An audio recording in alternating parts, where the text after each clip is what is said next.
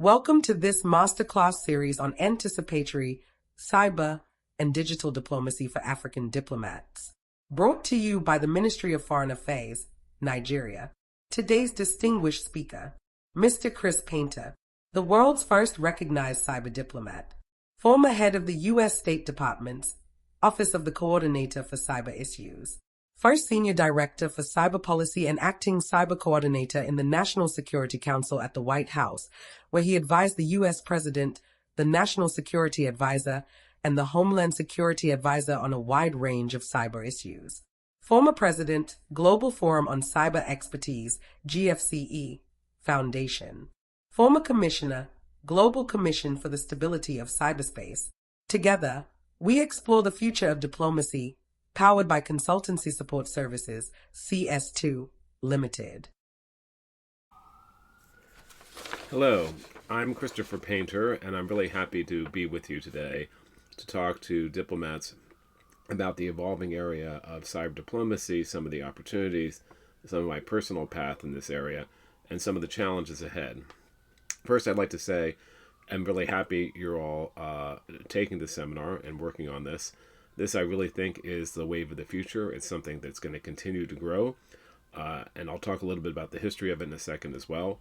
But cyber diplomacy and digital diplomacy is a relatively new field of diplomacy, really beginning not more than about 15 years ago. I mean, there's been aspects of cyber diplomacy and digital diplomacy that predate that, but really as a field for foreign ministries, it's relatively new. And that leads me to talk a little bit about my own journey in this area. I guess I was the world's first full-time high-level cyber diplomat.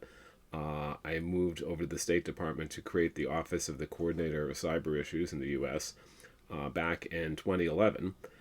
So like I said, less than 15 years ago.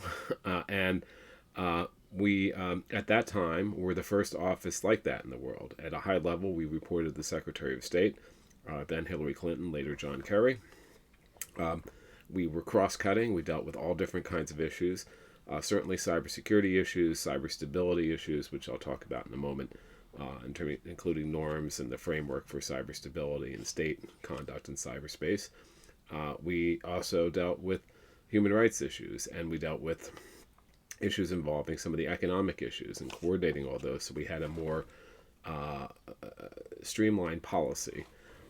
And it coincided with the launch in the U.S. of the first ever, and I think the first ever in the world, international strategy for cyberspace, which wove all these different issues together in a coherent whole, saying diplomacy is an important aspect of cyberspace. There's lots of other aspects. There are ministries of interior. In the U.S., there's the Department of Homeland Security. There's the Department of Defense. Certainly militaries are involved in this area. Departments of Justice for cybercrime. But those are all very important aspects of dealing with the cyber threats, cyber issues, cyber opportunities, Departments of Commerce to seize on the digital opportunities around the world.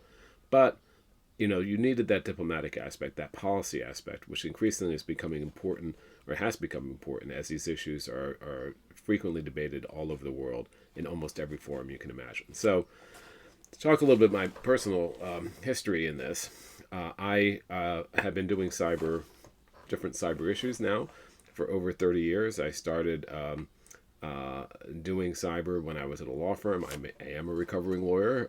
That was my first avocation before I became more of a policy person and a diplomat.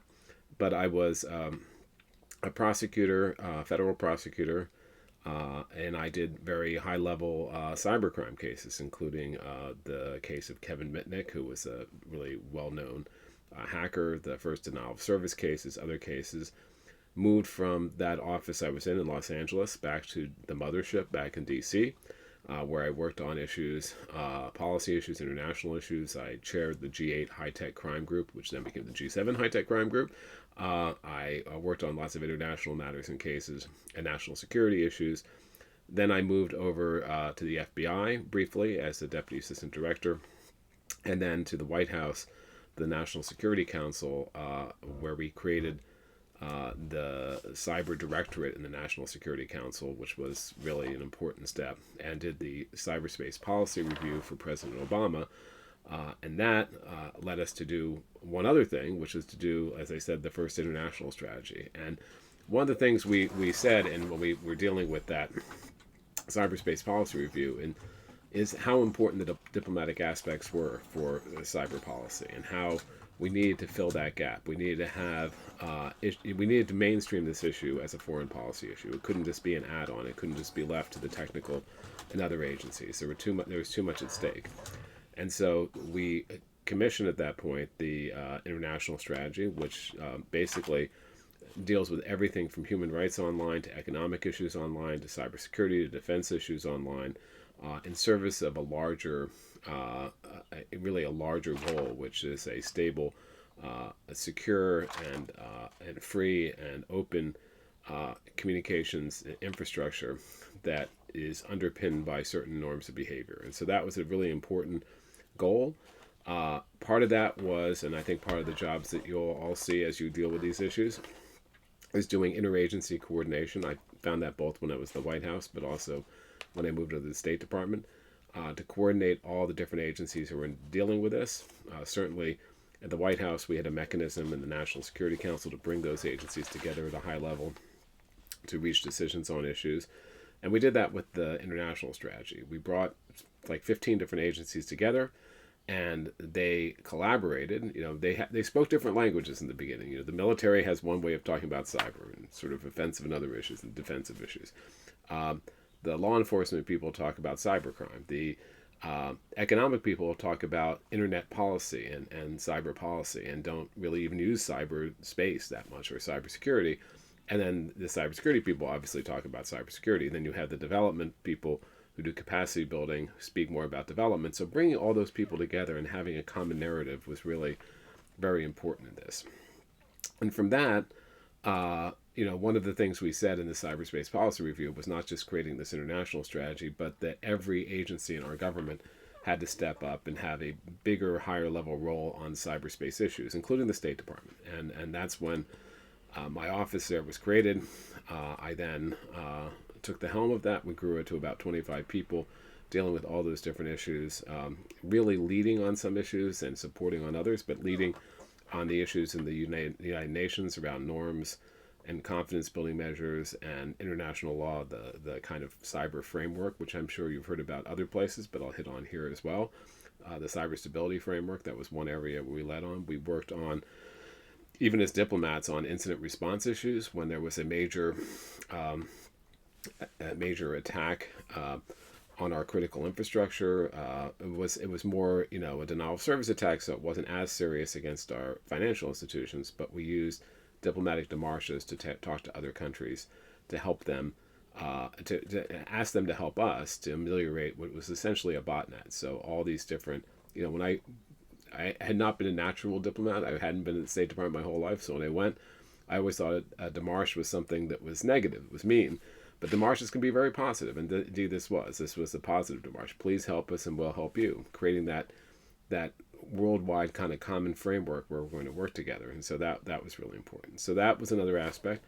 Capacity building, particularly in Africa, was something my office really led on. We did stuff with each of the regional areas, with ECOWAS, with EAS, with SADC, with other parts, with the African Union, but also in other places around the world, because we recognized that many countries didn't have the capacity in terms of the institutions, things like national level certs, things like cyber strategies, and things like cyber diplomacy offices in their foreign ministry. Indeed, when my office was created, as I said, I was the only one, so I'd go to other countries and meet with people in other countries, and often they'd be different people in the foreign ministries. They'd be people in the Ministry of Interior, so the Prime Minister and President's office. But many countries now, I think over 50, I believe, have created offices in their foreign ministry to deal with this range of cyber and now digital issues, because digital issues are very important too. And in fact, the way I think of the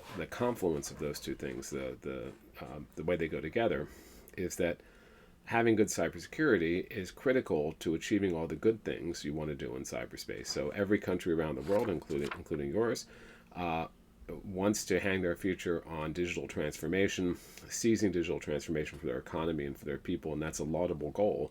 But if you don't also invest in cybersecurity, both at the technical level but also at the diplomatic and policy level, you're not going to be able to achieve that goal. So that economic drive that every country understands and the security drive, which sometimes is not well understood, I think really go together. So that's sort of the history. There was other things that we did. We launched whole of government dialogues. I think the U.S. government, every government is sort of siloed into an extent between different agencies, but we would launch a dialogue with a country or with a region where it would be, we would lead, but we'd have our Department of Defense or Department of Homeland Security or Department of Justice, really the whole range, Department of Commerce, a whole range of agencies there. And on the other side, they'd have the whole range of their agencies. And that promoted not just the coordination and the communication between the two sides, but also within those countries. I think it opened up new venues of communication. So I think that was really important. So, as I said, and what I was asked to address is some of the anticipatory aspects of cyber diplomacy. And I'd say this really has been an exploding field. This has become ever more important as the cyber threats have become ever greater. And certainly you all know that. You know that the threats have become greater. There are nation-state threats, actors who threaten on the one side to potentially steal information, traditional espionage just by cyber means.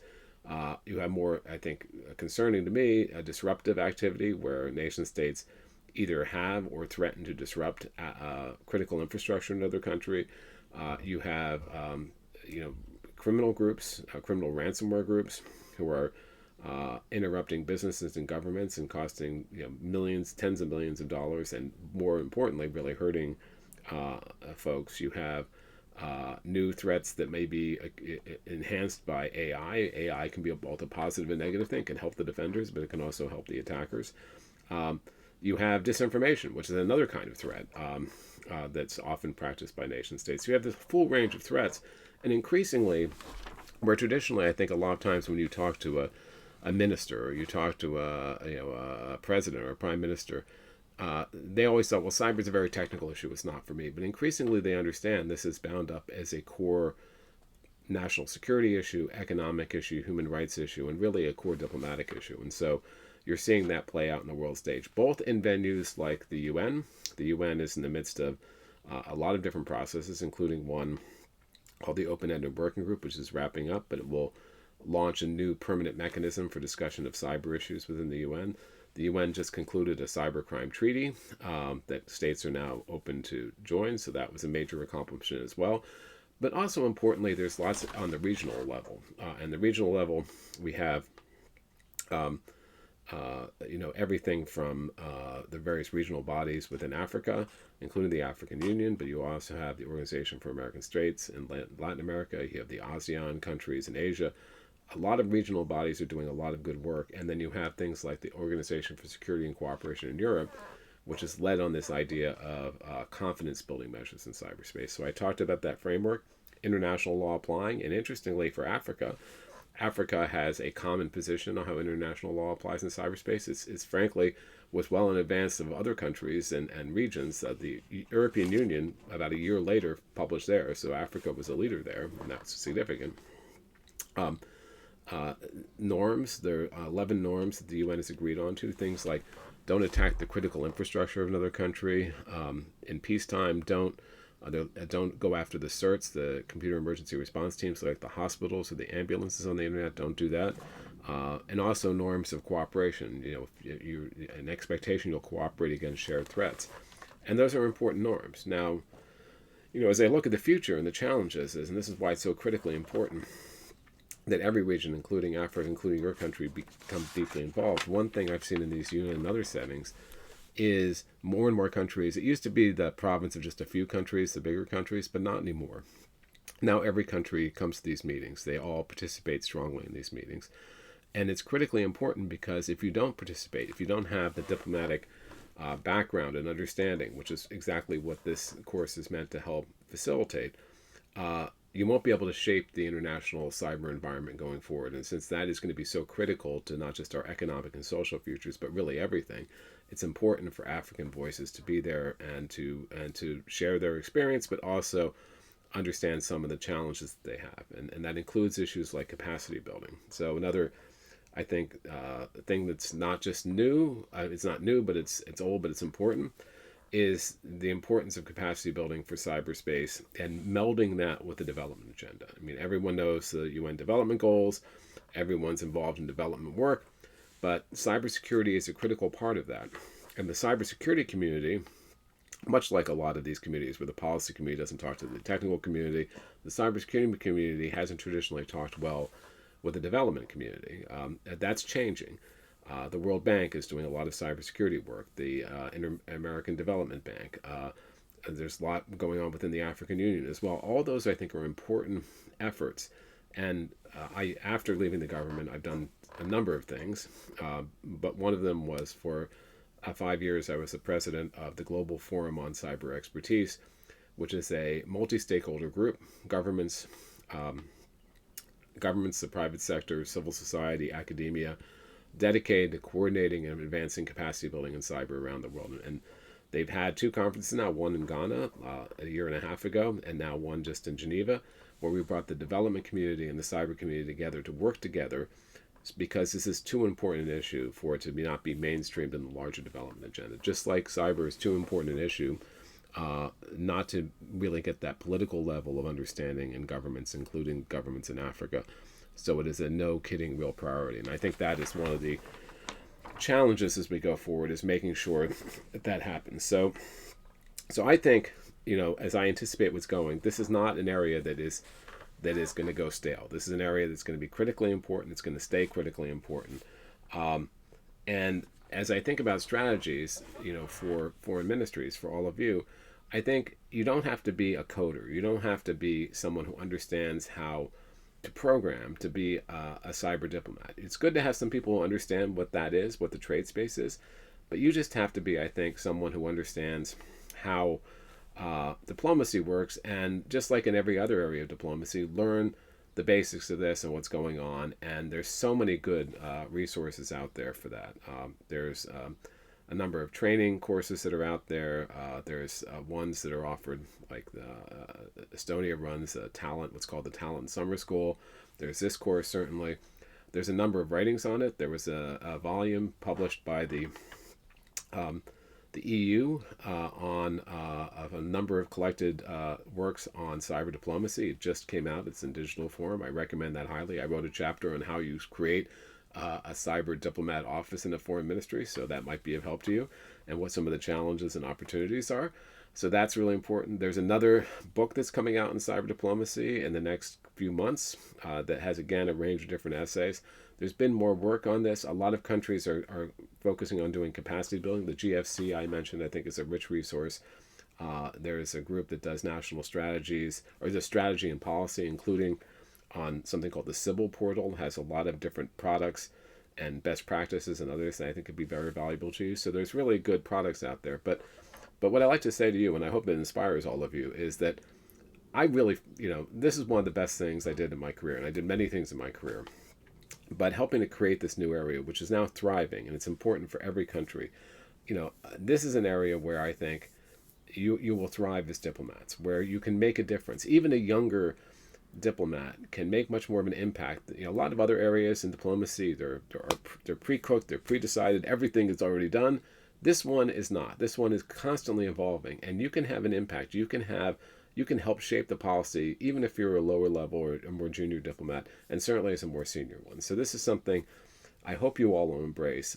It has been both a challenge and a great opportunity in my life and my career, and I stand ready to help you in any way I can. So good luck with that. I hope the rest of this course helps you achieve some of those goals, but it's an ongoing, even for me, it's an ongoing learning experiences. New things happen, there's new dynamics. There's certainly, one thing I should mention, two things I should mention. Accountability in cyberspace is still a tough issue, even when you have norms and rules of the road. Countries don't always follow them. So what do you do about it? How do you enhance accountability? That's a big issue, and it's not an easy one to solve, particularly in settings like the UN, but just more generally, how do you do that? How do you build those alliances? How do you make sure that you can share information? Those are all real challenges going forward. And then how do you meld this with AI and other emerging tech issues? So there's a lot. I think there's a lot of challenges, but what's fun about the challenges is they're challenges and they can be met. And we can do it together, and we can work together. And I think, Africa, again, is a critical component in going forward. So thank you. Thank you for having me speak to you. I hope to talk to you again, and good luck.